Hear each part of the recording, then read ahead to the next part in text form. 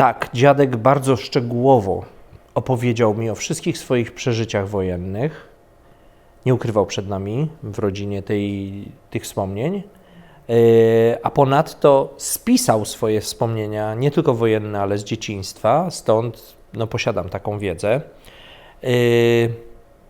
To dosyć niezwykła historia, bo dziadek ocalał razem z częścią swojej rodziny dzięki temu, że 1 września 1939 roku uciekł na wschód. Uciekł w stronę Bugu, bo kiedy poleciały bomby na Kielce, to oni zrozumieli, że jest mała szansa, żeby przetrwali te pierwsze dni wojny w mieście, które jest bombardowane, gdzie na ulice były wyścielane, jak on mówił, kawałkami szkła z okien, gdzie martwe konie leżały, niektórzy ludzie zostali ranieni, niektórzy poginęli od razu w tych pierwszych godzinach.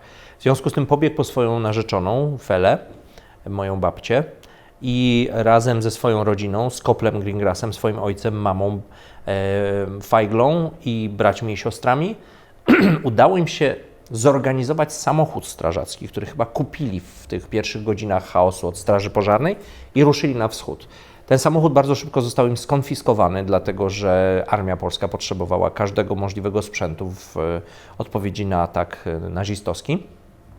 Tym niemniej dalej furmanką, rowerami kontynuowali swoją podróż na wschód, aż dotarli do terenów, które dzisiaj należą do Ukrainy, do Kowla, później znaleźli się w Lwowie. To była bardzo długa wędrówka. Pamiętajmy, że 17 września 1939 roku Rosja z kolei na mocy porozumienia Ribbentropa z Mołotowem wkroczyła do Polski i zajęła te tereny, które jeszcze do niedawna były polskie. Więc oni znaleźli się nagle na ziemiach okupowanych przez Rosję. I ponieważ w pośpiechu uciekali, po pierwszych tygodniach pobytu w Lwowie nagle zdali sobie sprawę, że zaraz będzie zima, a oni nie mają nawet swetrów, że zabrali co tylko im przyszło do głowy w tych kilku chwilach, kiedy się przygotowywali do ucieczki. I zaczęły z Kielc napływać informacje, że właściwie da się jakoś ułożyć sobie życie pod tą okupacją niemiecką w tych pierwszych miesiącach po wkroczeniu wojsk niemieckich. W związku z tym część rodziny mówiła, słuchajcie, no tam jest nasz dom, tam jest nasze mieszkanie, tam jest fabryczka Orion, którą prowadzimy, wracajmy, no nie wygłupiajmy się, no przecież Niemcy to jest kulturalny naród, no co nam może się stać. Część rodziny powiedziała, że absolutnie nie wracają, to byli ci pesymiści. Optymiści wrócili do Kielc, to był Kopel Greengrass, jego żona Feigla, wszystkie prawie córki oprócz jednej Ziuki, którą miałem okazję poznać w 2000 roku. I ci wszyscy, którzy wrócili do Kielc, oczywiście w 1942 roku zginęli. Na początku zostali umieszczeni w getcie, zmuszeni do zamieszkania w getcie w dosyć potwornych warunkach, ale potem w trakcie likwidacji getta trafili do transportów, które zawiozły ich do Treblinki. Natomiast mój dziadek razem ze swoją narzeczoną Felą zostali po tej rosyjskiej stronie i razem z tymi braćmi, którzy też razem z nim postanowili zostać, pierw rosyjskie władze okupacyjne zaproponowały im, żeby przyjęli obywatelstwo rosyjskie. Oni się czuli Polakami. Przede wszystkim czuli się Polakami. Odmówili, powiedzieli, że nie są Rosjanami, nie chcą przyjąć obywatelstwa. Więc władze rosyjskie powiedziały im, w takim razie wsiadacie do pociągu, jedziecie na Syberię, do Gułagu i będziecie pracowali przymusowo przy wyrębie tajgi.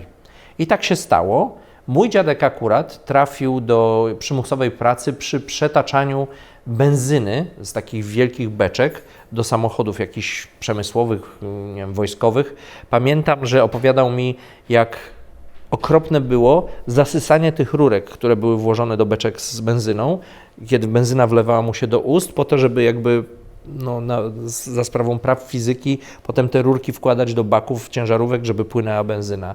Ale trzeba było to zassać i bardzo często połykało się benzyna i po prostu coś okropnego. Ale żyli bardzo biednie, nie mieli właściwie co żyć, dostawali kawałeczek bochenka chleba, on i jego żona, ale tak przetrwali. Gdyby wrócili do Kielc, to by zginęli. Długo można by było opowiadać o ich tułaczce po tej rosyjskiej stronie, ale najważniejsze jest to, że kiedy skończyła się wojna, to mogli wrócić do Polski.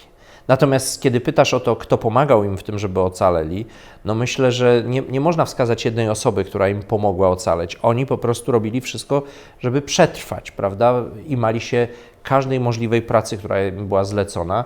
Mieli status trochę więźniów, trochę takich przymusowych pracowników, no ale włączyli się w tą machinę rosyjską na początku wojenną, prawda, która była zwrócona przeciwko Niemcom. Oni chcieli przede wszystkim, żeby Niemcy upadły.